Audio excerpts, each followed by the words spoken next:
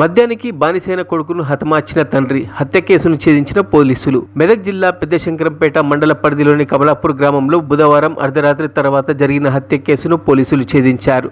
శుక్రవారం పెద్దశంకరంపేటలోని పోలీస్ స్టేషన్లో హత్య కేసుకు సంబంధించిన వివరాలను అల్లాదుర్గ సిఐ రేణుకారెడ్డి వివరించడం జరిగింది. 48 సంవత్సరాలు ఉంటుంది. ఆయన రక్తం మడుగులో పడి ఉన్నాడు. తలకు చాలా బలమైన గాయాలు తగిలి ఉన్నాయి.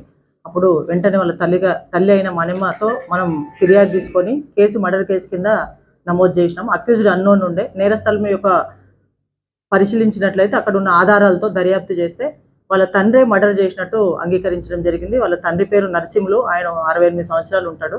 ఈ మర్డర్ జరగడానికి ముఖ్య కారణం ఏంటంటే ఆ తోట సుధాకర్ ఎవరైతే డిసీజ్ చనిపోయిన వ్యక్తి, మర్డర్ కాబడే వ్యక్తి ఎవరైతే ఉన్నారంటే తాగుడుకు 2.5 సంవత్సరాల నుంచి విపరీతమైన తాగుడుకు బానిసయి ఈ మధ్యలోనే 1.5 సంవత్సరం క్రితం వాళ్ళ భార్య చనిపోయింది.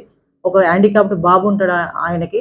ఆ హ్యాండిక్యాప్డ్ బాబు కూడా ఈ ముసలాయన చూసుకోవడం జరుగుతుంది. ఈయన రోజు తాగి వచ్చి 3 గంటలకు 4 గంటలకు ఈయనకు విపరీతమైన బాధ పెట్టడం వల్ల అంతలో వాళ్ళ తల్లి కూడా లేదు, కాళ్ళు నొప్పులు వచ్చినాయని హైదరాబాద్కి వెళ్ళింది. అదే అదునుగా చూసుకొని ఆ రోజు ఏం జరిగిందంటే ఆయన తాగేసి వచ్చి లోపల పడుకుంటే ఈ వరి ధాన్యం అమ్ముతో ₹1,00,000 రావడం జరిగింది. ఆ ₹1,00,000 60,000 ఖర్చు చేయడం జరిగింది.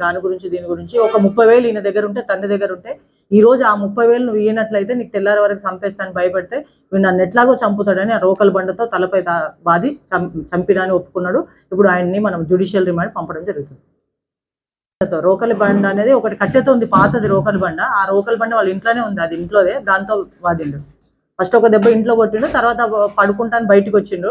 పడుకోబెట్టి మళ్ళీ అల్లరి చేస్తుంటే బూత్ మాటలు తిడుతుంటే వీడు వినట్లేదని మళ్ళీ ఇంకా 3 దెబ్బలు కొట్టిండు ఆ రోకల్ బండతో.